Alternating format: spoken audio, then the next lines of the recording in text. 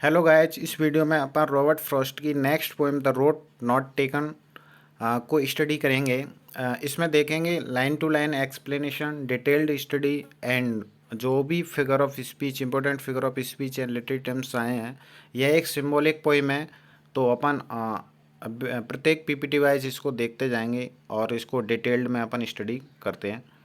सबसे पहले दे रखा है अबाउट द पोइम, यानी पोइम के बारे में है। यह पोइम दो बार पब्लिश हुई है, एक तो अगस्त 1915 में जो कि द अटलांटिक मंथली में आई थी, और दूसरी बार जो पब्लिश हुई है वो माउंटेन इंटरवल में 1960, माउंटेन इंटरवल जो कि इनका कलेक्शन था उसमें 1960 में आई। तो ये आपको ध्यान रखने वाली बात है इसमें। यह एक सिम्बॉलिक पोइम है जिसमें सिम्बॉलिज्म के तौर पे two roads that represents two and more choices in our life, यानी इसमें सिंबॉलिक के तौर पर टू रोड्स आए हैं। टू रोड्स यानी इसको सिंबॉलिक किया गया है। अगर हमारे लाइफ में नॉर्मल लाइफ में कभी कभी ऐसा होता है, हमारे सामने दो सिचुएशंस आ जाती हैं, तो वहाँ पे अपन को चॉइसेस करना पड़ता है कि इनमें से किसको अपन एज अ मतलब प्राथमिकता किसको देनी चाहिए। तो ये सारी सिचुएशन अपन पढ़ेंगे जब पता लगाएंगे। रेपिटेशन का यूज किया गया है। As is repeated, two roads diverge in wood, this sentence is repeated in stanza 1 and 4। तो ये रेपिटेशन का यूज हुआ है इसमें। The poem consist of 4 stanza of 5 lines each, यानी 5 लाइन्स का एक स्टेंजा है। इसकी राइमिंग स्कीम है ए बी अ बी, तो ये ध्यान रखनी है। The first line rhymes with the third and fourth and the second lines rhymes with the fifth. The meter is basically iambic tetrameter, ये ध्यान रखना है आपको। मेटाफर, इसमें मेटाफर यूज किया गया है। मेटाफर इक्वल है the road in the poem is the metaphor of life, while the folk on the road metaphorically represents the choices we make to determine the course of our lives. Similarly, yellow boots are the metaphor of making decisions during the hard times of person's life। तो ये metaphor use किया गया, यानी road को यहाँ पे एक life के तौर पर देखा गया है।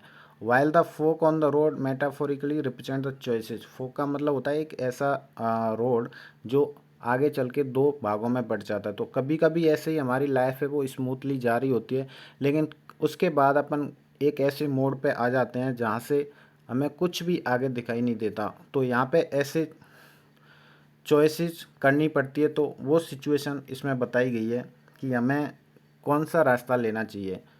यहाँ पे येलो बूट्स है, वो भी हार्ड टाइम्स को यहाँ पे मेटाफर के रूप में यूज किया गया है। येलो बूट्स यानी हार्ड टाइम्स, हार्ड टाइम्स में ही इंसान पे बहुत सारी परेशानियाँ आती हैं, तो उसमें डिसीजन लेना बहुत मुश्किल होता है। इमेजरी का यूज किया गया है इसमें। Imagery is use to make the readers feel things through their 5 senses. The poet has used images of the sense of sight such as leaves, yellow boots, and these images help readers to actually perceive things they are reading. तो ये images आई हैं इसमें, leaves, yellow boots, जो कि metaphorically use हुई हैं इसमें। Poems title, ये कुछ टाइटल हैं, ये देख सकते हैं आप। The road is the symbol of choices made by us in life, many times we regret the choice we make but what is done once can not be undone. कभी कभी ऐसा होता है कि हम लाइफ में गलत डिसीजन ले लेते हैं, यानी हमारे सामने बहुत सारी सिचुएशंस होती हैं, उनमें से एक सिचुएशन चुन लेते हैं जो कि हमारी रॉन्ग साबित हो जाती है। तो यही बताया गया है कि एक बार अगर आपने चॉइसेस डिसीजन ले लिया, वो लाइफ के बारे में हो, करियर के बारे में हो, तो वो फिर कभी वापस नहीं होता। Man regrets for what he has denied himself in life rather than what he has chosen. Hence, the poet has given his poem the title "The Road Not Taken." Man regrets for what he has denied himself in life। कभी कभी इंसान यह पश्चाताप करता है कि उसने life में क्या क्या डिनाई कर दिया। रादर देन वॉट ही मतलब जो उसने प्राप्त किया है उसको तो वो भूल जाता है। सबसे ज़्यादा उसका फोकस किस पे रहता है, जिसको वो डिनाई कर देता है। इसलिए यहाँ पर पोइट ने ये टाइटल दिया था रोड नॉट टेकन। जो उसने रोड ली है उसका उसने डिस्क्रिप्शन नहीं दिया, बल्कि जो नहीं ली है उसके नाम से उन्होंने ये टाइटल रखा है। The word road not only means way, it also means journey or a stage of journey. Here, road does not signify any ordinary road but functions a metaphor of a vital decision in our life. यहाँ पे road का मतलब road नहीं है, बल्कि क्या है, decision of life. अपनी लाइफ में बहुत सारे ऐसे डिसीजन लेने पड़ते हैं। जब अपन ऐसे चौराहे पर खड़े हो जाते हैं, ऐसे दोराहे पर खड़े हो जाते हैं, तो वहाँ से डिसीजन लेना बहुत मुश्किल हो जाता है। तो ये मेटाफोरिकली यूज किया गया, अच्छी पोएम है, इसको स्टडी करेंगे। समरी ऑफ द पोएम, यहाँ एक सिंपल ब्रीफ में समरी दे रखी है। This poem talks about the choices one has to make in life and their consequences. यानी यह पोएम चॉइसेस के बारे में बात करती है और उनके परिणाम के बारे में बात करती है। वन डे, एक दिन, while walking in a wooded area full of trees, the poet comes to a place where he has to decide which road he should take. एक दिन होता क्या है कि जो पोइट है वो एक वुडेड एरिया में चल रहा है जो कि फुल ऑफ ट्रीज है। द पोइट एक ऐसे स्थान पर आ जाता है जहाँ पे दो रोड हैं और उनमें से किसको उसे लेना है। He starts debating over the choices as he realize he can not walk on both. तो यहाँ पे उसके दिमाग में डिबेट शुरू हो जाता है कि उसे किस रास्ते पर चलना चाहिए, जबकि वह दोनों पे तो नहीं जा सकता। However he decide to take the second path with the intention of travelling on the first some other time in future. वह दूसरे रास्ते को चूज करता है क्योंकि पहले रास्ते को वो इस वजह से छोड़ देता है कि वो कभी फिर ट्रैवलिंग पे आएगा तो फ्यूचर में इसको यूज करेगा। इस आधार पर वह उसको छोड़ देता है और दूसरे रास्ते को ले लेता है। अब पोइम को देखते हैं स्टेंजा वाइज। प्रत्येक स्टेंजा में 5 लाइन्स हैं, तो देखते हैं अपन। Two roads diverged in a yellow wood and sorry I could not travel both and be one traveller long I stood and looked down one as far as I could to where it bent in undergrowth. यहाँ मैं आपको अपनी language में समझा देता हूँ, बाकी ये लैंग्वेज दे रखी है एक्सप्लेनेशन, तो ये आप पढ़ सकते हैं, या मैं आपको अपनी लैंग्वेज में बताता हूँ।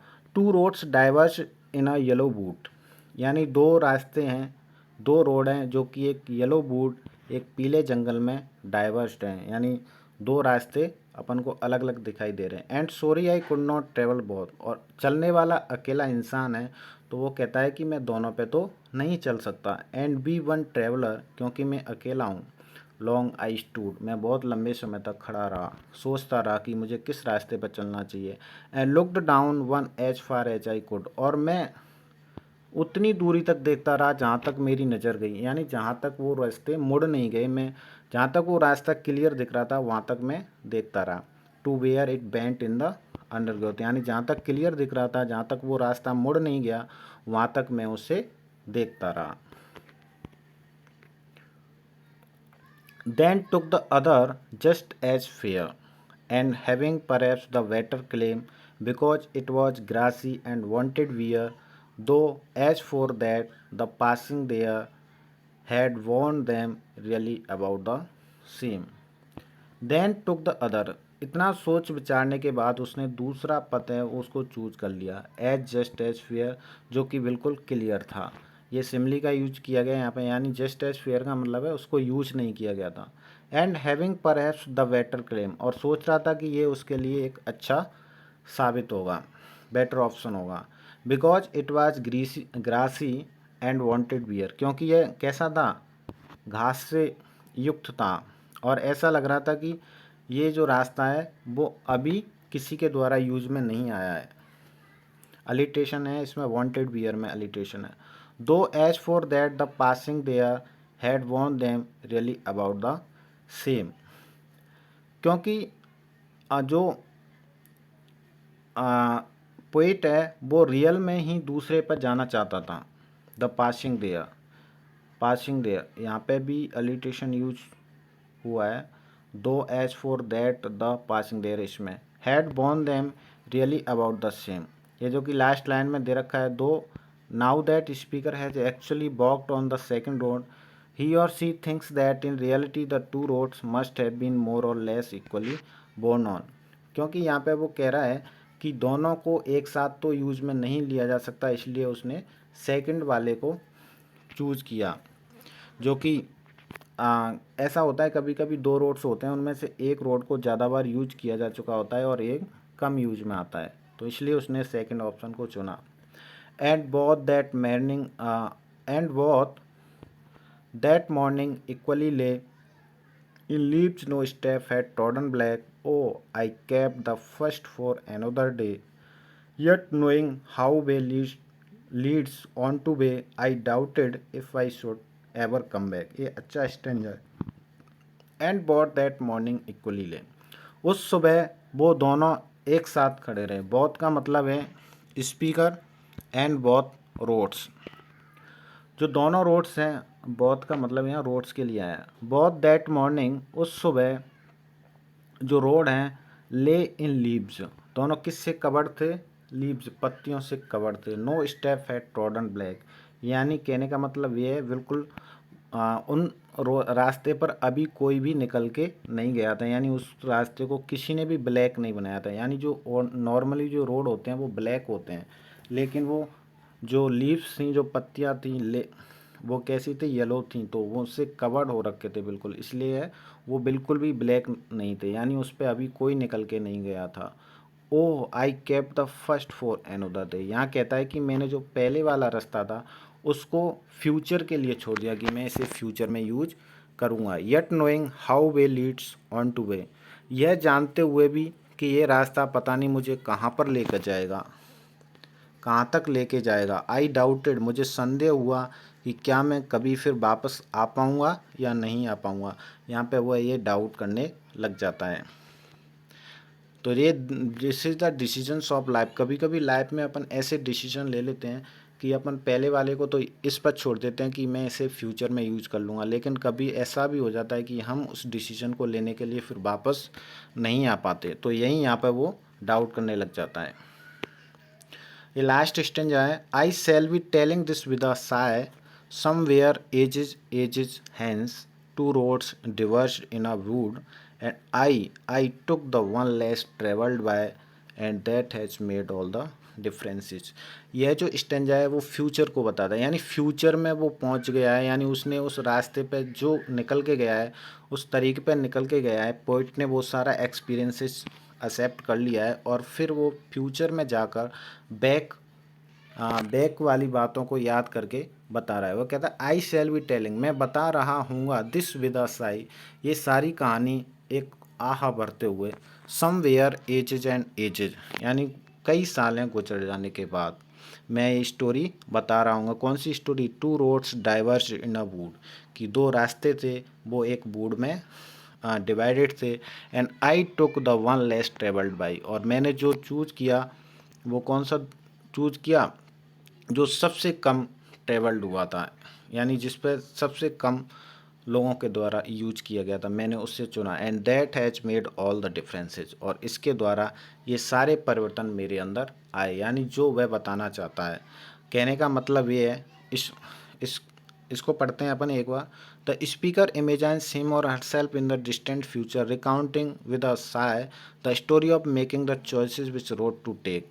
यहाँ पे वो फ्यूचर में अपनी कहानी बता रहा है लोगों को. स्पीकिंग एज दो looking back on is her life from the future, ऐसे लग रहा है कि वो फ्यूचर में से वापस अपनी लाइफ में देख रहा है. The speaker states that he or she was faced with a choice between two roads and choose take the road that was less travelled. वह बताता है कि मैंने दो रास्ते में से एक ऐसे रास्ते को चुना जो सबसे कम यूज हुआ था. And the consequences of the decision and made all the differences in her life, और उसके परिणाम स्वरूप मेरी लाइफ में इतने सारे परिवर्तन आए. ये सारी बातें वो बता रहा है.